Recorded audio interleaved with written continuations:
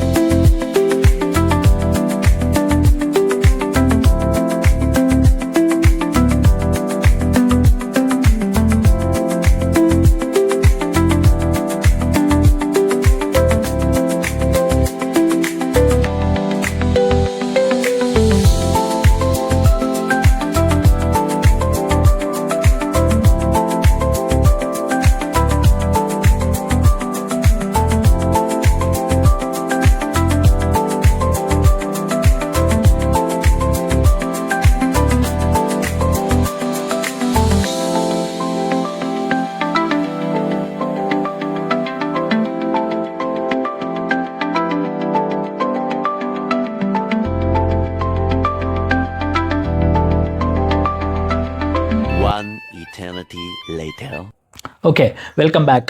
So ಒಳ್ಳೆ exercise ಮುಗಿಸ್ಕೊಂಡೆ, ಇವಾಗ ಕೆಲ್ಸಕ್ಕೆ ಕೂರಬೇಕು. ಪ್ಲಸ್ ಅದಕ್ಕಿಂತ ಮುಂಚೆ ನಾನು ಒಳ್ಳೆ ಡಯಟ್ ಮೀಲ್ ಕೂಡ ಮಾಡಬೇಕು. ಬಟ್ ಎಲ್ಲದಕ್ಕಿಂತ ಮುಂಚೆ ನಾವು let's get back to the topic. ಜಾರ್ಖಂಡಲ್ಲಿ ಆಗ್ತಿರೋಂಥ ಸ್ಟೂಡೆಂಟ್ ಪ್ರೊಟೆಸ್ಟ್ ಬಗ್ಗೆ ಮಾತಾಡ್ತಾ ಇದ್ವಿ. ಸೊ ನಾವು ಕ್ವಶನ್ಸ್ಗಳು ಕೇಳ್ತೀವಲ್ವ, ಪೇಪರ್ ಲೀಕ್ ಆಯಿತಾ ಅಥವಾ ಕರಪ್ಷನ್ ಆಯಿತಾ, ಇರ್ರೆಗ್ಯುಲಾರಿಟೀಸ್ ಆಗ್ತಾ ಇದೆಯಾ ಎಲ್ಲಾದರೂ ಎಕ್ಸಾಮ್ಸ್ಗಳಲ್ಲಿ ಅಂತ. ಸೊ ಆ ಕ್ವಶನ್ಗಿಂತ ಮೇನ್ ಕ್ವಶನ್ ಏನು ಕೇಳಬೇಕು ಅಂದರೆ ನಾವು, it is all about trust issue, right? ಅದೇ ದೊಡ್ಡ ಟಾಪಿಕ್ ನನ್ನ ಪ್ರಕಾರ. ಇವಾಗ ಈ ಪ್ರೊಟೆಸ್ಟು ಈ ಇಶ್ಯೂ ಬರೀ ಜಾರ್ಖಂಡಲ್ಲಿ ಮಾತ್ರ ಆಗ್ತಾ ಇಲ್ಲ, ಅಥವಾ ಎಲ್ಲೋ ಡೆಲ್ಲಿಲಿ ಮಾತ್ರ ಆಗ್ತಿಲ್ಲ. ಈ ಥರ ರೆಕ್ರೂಟ್ಮೆಂಟ್ ಎಕ್ಸಾಮ್ಸ್ ರಿಲೇಟೆಡ್ ಇಶ್ಯೂ ಅಥವಾ ಪೇಪರ್ ಲೀಕ್ ಇಶ್ಯೂ, ಈ ಥರ ಇಶ್ಯೂಗಳು ಕಂಟ್ರಿಲಿ ಬೇರೆ ಬೇರೆ ಸ್ಟೇಟಲ್ಲಿ, ಬೇರೆ ಬೇರೆ ಸಿಟಿಗಳಲ್ಲಿ ಎಲ್ಲ ಕಡೆ ಆಗ್ತಾ ಇದೆ. ಸೊ ಕ್ವಶನ್ ಏನು ಅಂದರೆ, ಇಟ್ಸ್ ಆಲ್ ಅಬೌಟ್ ಟ್ರಸ್ಟ್. ಸ್ಟೂಡೆಂಟ್ಸ್ಗಳಿಗೆ ಹೇಗೆ ಟ್ರಸ್ಟ್ ಬರುತ್ತೆ ಈ ಎಜುಕೇಷನ್ ಸಿಸ್ಟಮ್ಸ್ ಮೇಲೆ, ಈ ಗೌರ್ಮೆಂಟ್ ಮೇಲೆ, ಎಜುಕೇಷನ್ ಸಿಸ್ಟಮ್ಸ್ ಎಸ್ಪೆಷಲಿ ಇದ್ರ ಮೇಲೆ ಹೆಂಗೆ ಸ್ಟೂಡೆಂಟ್ಸಿಗೆ ಒಂದು ನಂಬಿಕೆ ಅಂತ ಬರುತ್ತಲ್ವ. ಒಂದ್ಸಲ ನಂಬಿಕೆ ಕಳ್ಕೊಂಡ್ರೆ ಇನ್ಮೇಲೆ ನೀವು ಗೌರ್ಮೆಂಟ್ಗಳು ತುಂಬ ಆರ್ಗನೈಸ್ಡ್ ಆಗಿ, ತುಂಬ ಲೆಜಿಟಿಮೇಟ್ ಆಗಿ ಎಕ್ಸಾಮ್ಸ್ಗಳು ನಡೆಸಿದ್ರು ಕೂಡ ನಂಬಿಕೆ ವಾಪಸ್ ತೊಗೊಂಬರೋದು ತುಂಬ ಕಷ್ಟ. Okay, C especially government jobs ಅಂದ ಕೂಡಲೇ ಇಂಡಿಯಾದಲ್ಲಿ ತುಂಬ ಪ್ರೆಷಿಯಸ್ ಅಂತ ಟ್ರೀಟ್ ಮಾಡ್ತೀವಿ, ರೈಟ್? ಜಾಬ್ ಸಿಕ್ಕಿದ ಕೂಡಲೇ ಬರೀ ಅವ್ರ ಸ್ಟೇಟಸ್ ಮಾತ್ರ ಚೇಂಜ್ ಆಗಲ್ಲ, ಅವ್ರ ಸೊಸೈಟಿ ಸೆಕ್ಯೂರಿಟಿ ಅಥವಾ ಸೊಸೈಟಿ ಸ್ಟೇಟಸ್ಸು, ಅವ್ರ ಸ್ಯಾಲ್ರಿ, ಅವ್ರ ಗ್ರೋತ್ ಮಾತ್ರ ಆಗಲ್ಲ, ಎಂಟೈರ್ ಒಂದು ಕುಟುಂಬನೇ ಅದ್ರ ಮೇಲೆ ಡಿಪೆಂಡ್ ಆಗಿರುತ್ತೆ, ರೈಟ್? ಈ ಥರ ಎಸ್ಪೆಷಲಿ ಗೌರ್ಮೆಂಟ್ ರೆಕ್ರೂಟ್ಮೆಂಟ್ ಎಕ್ಸಾಮ್ಸ್ಗಳು, ಈ ಥರ ಪೇಪರ್ ಲೀಕ್ ಆಗಿರ್ಬೋದು, ಅಥವಾ ಈ ಜಾರ್ಖಂಡಲ್ಲಿ ಏನಾಗಿದೆ ಇದೆಲ್ಲ ಆದರೆ ಬರೀ ಒಬ್ಬ ಕ್ಯಾಂಡಿಡೇಟು ಅಥವಾ ಇಬ್ಬರು ಕ್ಯಾಂಡಿಡೇಟಿಗೆ ಪ್ರಾಬ್ಲಮ್ ಆಗಲ್ಲ, ಎಂಟೈರ್ ಲೈಕ್ ಥೌಸಂಡ್ಸ್ ಆಫ್ ಸ್ಟೂಡೆಂಟ್ಸ್ಗಳಿಗೆ ಹರ್ಟ್ ಆಗುತ್ತೆ, ರೈಟ್? ನಾನು ಡೆಲ್ಲಿ ಪ್ರೊಟೆಸ್ಟನ್ನು ಎಲ್ಲೂ ಜಸ್ಟಿಫೈ ಮಾಡ್ಕೊಳ್ತಾ ಇಲ್ಲ, because we all know what happen there, right? But ನಾನು ಇನ್ ಜನರಲ್ ಮಾತಾಡ್ತಾ ಇದ್ದೀನಿ, ಯಾರ ಪರನೂ ನಿಂತ್ಕೊಂಡು ಮಾತಾಡ್ತಾ ಇಲ್ಲ. ಸೊ ನಾವು ಕೇಳಬೇಕಾಗಿರೋ ಕ್ವಶನ್ ಏನಂದರೆ, ಯಾವಾಗ ಈ ಒಂದು ಎಜುಕೇಷನ್ ಸಿಸ್ಟಮ್ ಅನ್ನೋದನ್ನ ಯಾವಾಗ ನೀವು ಕರೆಕ್ಟ್ ಮಾಡ್ತೀರಾ? ಸೊ ಎಲ್ಲ ಗೌರ್ಮೆಂಟಿಗೂ, ಬರೀ ಸೆಂಟ್ರಲ್ ಗೌರ್ಮೆಂಟಿಗೆ ಅಂತಲ್ಲ, ಅಥವಾ ಯಾವುದೋ ಒಂದು ಸ್ಟೇಟ್ ಗೌರ್ಮೆಂಟಿಗಲ್ಲ, ಸೊ ನಾವು ಎಲ್ಲ ಗೌರ್ಮೆಂಟಿಗೂ ಏನು ಕೇಳಬೇಕು ಅಂದರೆ, ಯಾವಾಗ ಈ ಎಜುಕೇಷನ್ ಸಿಸ್ಟಮನ್ನು ಕರೆಕ್ಟ್ ಮಾಡ್ತೀರಾ? ನಾವು ಸ್ಟೂಡೆಂಟ್ಸ್ ಅಥವಾ ಕಾಮನ್ ಪೀಪಲ್ಗಳು ಬ್ಲೈಂಡಾಗಿ ನಿಮ್ಮ ಮೇಲೆ ಟ್ರಸ್ಟ್ ಮಾಡೋಕ್ಕಾಗ್ತಾ ಇಲ್ಲ. ಪ್ರತಿ ಸಲ ನಾವು ರೋಡಿಗೆ ಇಳಿದು ಪ್ರೊಟೆಸ್ಟ್ ಮಾಡೋಕ್ಕಾಗಲ್ಲ. So we should get a system wear N we can blindly trust people, ಅಲ್ವಾ?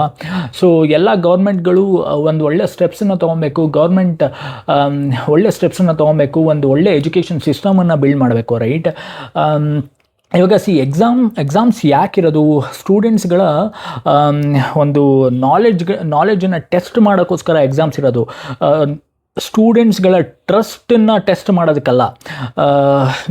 ಈ ಎಜುಕೇಷನ್ ಸಿಸ್ಟಮ್ ಮೇಲಿರೋ ಟ್ರಸ್ಟನ್ನು, ಸ್ಟೂಡೆಂಟ್ಸ್ಗಳ ಟ್ರಸ್ಟನ್ನು ಟೆಸ್ಟ್ ಮಾಡೋದಲ್ಲ ಎಕ್ಸಾಮ್ಸ್ಗಳು, ಅವರ ಒಂದು ನಾಲೆಡ್ಜನ್ನು ಟೆಸ್ಟ್ ಮಾಡಬೇಕಲ್ವಾ? ಸೊ ನೀವು ಸ್ಟೂಡೆಂಟ್ ಆಗಿದ್ದರೆ ನಿಮಗೆ ಈ ಥರ ಬ್ಯಾಕ್ ಟು ಬ್ಯಾಕ್ ಎಕ್ಸಾಮ್ಸ್ಗಳಲ್ಲಿ ಇರ್ರೆಗ್ಯುಲಾರಿಟೀಸು, ಕರಪ್ಷನ್ಸ್ಗಳು ನಡೀತಾ ಇದ್ದರೆ ನಿಮ್ಮ ಸ್ಟೇಟಲ್ಲಿ, ನಿಮ್ಮ ಸಿಟಿಲಿ ನೀವೇನು ಮಾಡ್ತಾಯಿದ್ರಿ?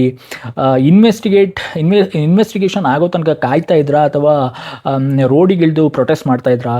ಸೊ ಇದ್ರ ಬಗ್ಗೆ ಕಮೆಂಟ್ ಮಾಡಿ, ಫೀಡ್ಬ್ಯಾಕ್ ತಿಳಿಸಿ. That's it.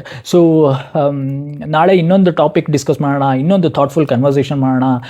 ನಿಮಗೆ ಕಂಟೆಂಟ್ ಇಷ್ಟ ಆಗಿದರೆ ಲೈಕ್ ಮಾಡಿ, ಶೇರ್ ಮಾಡಿ ಕಂಟೆಂಟ್ನ, ಆ್ಯಂಡ್ ಚಾನಲ್ನ ಸಬ್ಸ್ಕ್ರೈಬ್ ಮಾಡಿ. And until next time.